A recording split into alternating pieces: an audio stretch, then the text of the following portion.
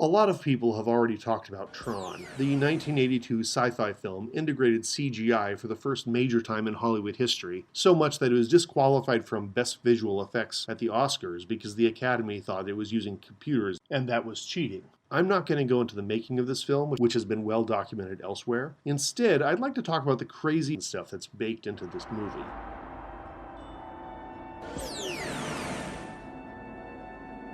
A quick recap if you haven't seen the film.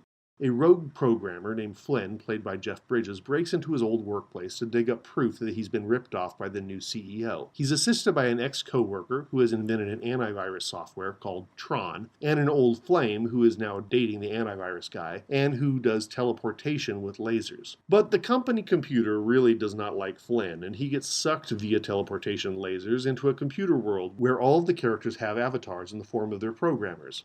You know, you can remove men like Alan and me from the system, but our spirit remains in every program we design for this computer. The programmers' personalities are so ingrained into their work that the programs look just like themselves, completely unaware that they are copies of their creators. Alan. Why did you say that name? Well, that's your name, isn't it? The name of my user. In this world, the company computer is a sinister, world-threatening master control program. I was planning to hit the Pentagon next week. What do you want with the Pentagon?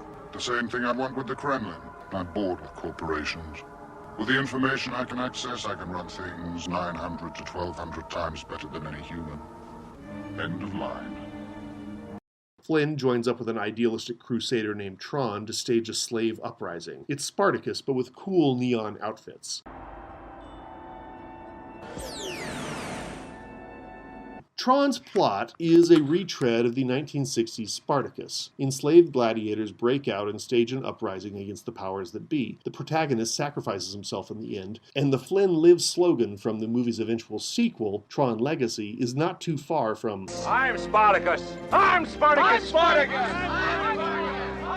Without tying this too closely to one source, it is easy to say that Tron is in fact a sword and sandal adventure epic, minus the sand. All the tropes are there. You've got vague interplay with gods, a gladiator refusing to kill his enemy despite the royal thumbs down, Finish the game! Heroes fighting multiple men at once, deadly chariot races, normal hero fighting huge villain, and a stream of violent chaos running through what is allegedly a very civilized empire.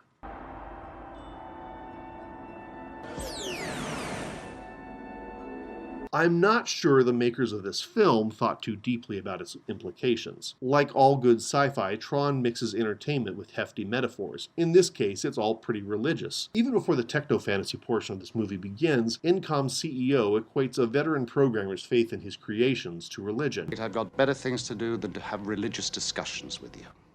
People, or users, are considered godlike creatures within this computer world. So godlike that many programs doubt that the users even exist. You believe in the users? Yeah, sure. If I don't have a user, then who wrote me? The good guy programs cling to the faith that the users still appreciate the program's efforts. Hey, look, you guys are gonna make my user, Mr. Henderson, very angry. He's a full branch manager. Great. Another religious nut. They will risk their lives to get a position of direct communication with their user, just like the ancient ascetics trying to reach out to God. Ironically, the Master Control Program and its military leader Sark, who both publicly call the belief in users This superstitious and hysterical belief. privately believe in users, and they tremble. What's the matter, Sark? You look nervous. Well, users wrote us. A user even wrote you. No one user wrote me.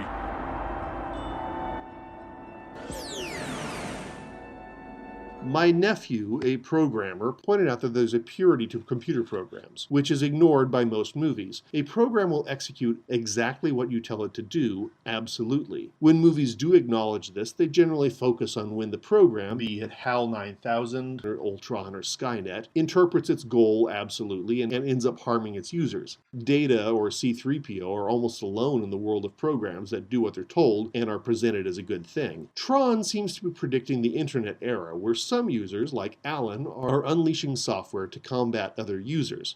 Dillinger and his master control program. When programs misfire, it's because users are at odds with each other. Flynn, the hacker, is basically a virus. Whether he's good or not depends on how you feel about Dillinger's master control program.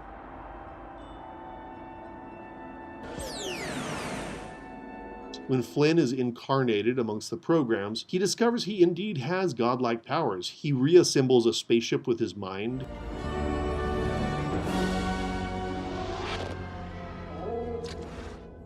He can send power out of himself. Now for some real user power. He resurrects Yori, the avatar of his ex-girlfriend, like Jesus bringing Lazarus out of the tomb. And finally, he tosses himself into the master control program itself to allow Tron to destroy it, saving the world thus through self-sacrifice. And then he ascends. Yeah, there's a lot of Jesus in this movie. But more interesting is that Flynn is unleashed into the computer world by the master control program itself. It does this to eliminate Flynn as a user, but ends up causing its own downfall. And this is where we can't really get away from Christianity in its manifold splendor. The evil one, the prince of this world, forces the incarnation of the savior. So, is this movie Gnostic? Evil in the flesh forcing the physical incarnation of the ultimate good?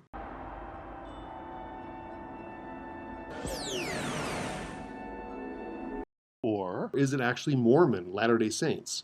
Flynn, who's portrayed as a doofus everyman who has flushed his corporate career down the drain and ends up running an arcade, does good and becomes a god.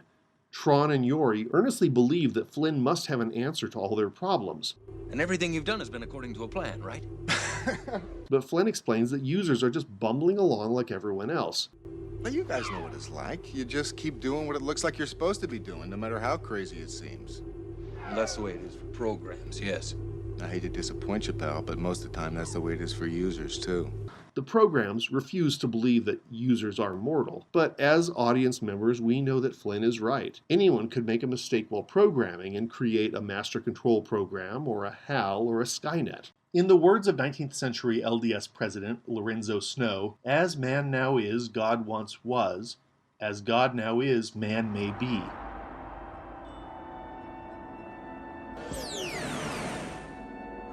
Of course, despite its messianic narrative, in Tron, every program has a user in whose image he's been made, making the whole thing pretty polytheistic and messy. I'll get back to this in a minute when we look at Tron Legacy. The movie's opening and closing shots draw an obvious comparison between the real world and the computer world, one Disney was leaning into pretty hard back in the early 80s. The cityscape, a living tribute to our richest resource. Here's a new kind of cityscape. The microprocessor, an entire computer on a tiny silicon chip. I'm sure I am overthinking this, but there's not a lot of Disney adventure films that force so much reflection. Greetings, program!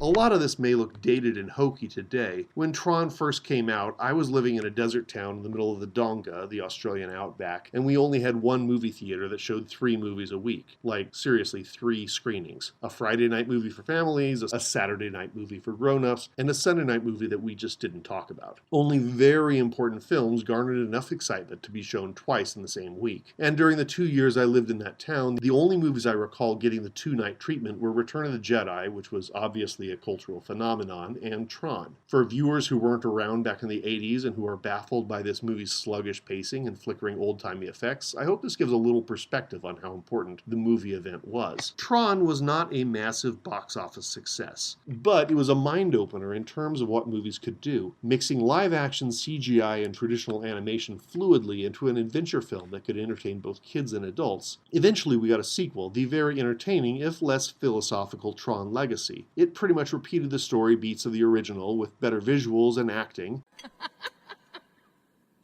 and a less ambitious scope. Rather than the nascent internet and all video games worldwide, Tron Legacy takes place within a closed server. The only danger is that the bad guys might be getting out into the real world where, honestly, the US Army could probably mow them down like brainless rubes. Tron Legacy, while it may have missed a massive chance to explore the internet, a la Ralph Wrecks the Internet, boils all the messy theology of Tron 1 into a basic Christian setup. There is one creator, Flynn. There is an ape of God, Satan, the rebellious Clue, who falls into the HAL 9000 trap of seeking perfection. I did everything! Everything you ever asked! I know you did. There's even a virgin birth in the form of Quora, a program who wrote herself. And once again, Flynn is the Messiah, here both godlike father and self-sacrificing lamb. It's simpler, it looks better, it's got better editing, yet somehow it's less addictive than the hokey original. I will maintain to my deathbed that the 2011 Oscar for Best Score should have gone to Daft Punk for Tron Legacy and not to Trent Reznor for The Social Network. That movie also spawned a cartoon series and rides in Shanghai and Orlando that let you do the light cycle thing. And video games, obviously. In 2010, Disney set up Flynn's Arcade in a rave party called Electronica at California Adventure in Anaheim, mostly to promote the new film, but also you could play Space Paranoids, and how cool was that? This much fanfare over a 1982 box office disappointment makes me think I'm not alone in considering this movie something unique. It's entirely possible that this uniqueness was an organic accident. Filmmakers collaborate, and sometimes the final work is spontaneous. Many writers and editors and directors and actors' ideas get into the mix. All my religious musing over this film could be groundless. I could imagine a Tron where the hero is played cool by someone not as haphazard and carefree as Jeff Bridges, say a young Kirk Douglas. Suddenly, most of the theological subtext would get cleared up. You'd have a straightforward Messiah story like The Matrix. And that to me would be a crying shame.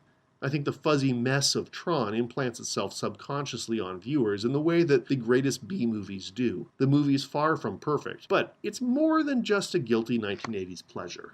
The movie is Spartacus and Ben-Hur and The Matrix. And it's a great reminder that Jeff Bridges is really more than the dude. He is a multi-generational cultural treasure.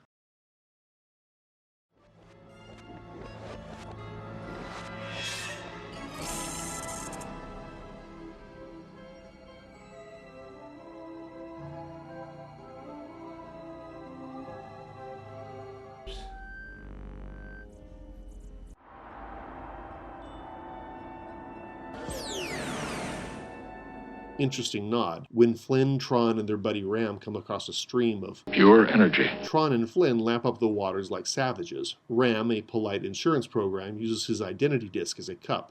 See Judges chapter 7, verses 4 to 8. So Gideon brought the people down to the water, and the Lord said to him, "Separate those who lap the water with their tongues like a dog from those who kneel to drink." So the Lord said to Gideon, "With the 300 men who lapped the water, I will save you, while all the others are to go home." Tron and Flynn lap the water, and they fight to the end. Ram uses his disc as a cup and doesn't make it more than 10 minutes into this movie. End of line.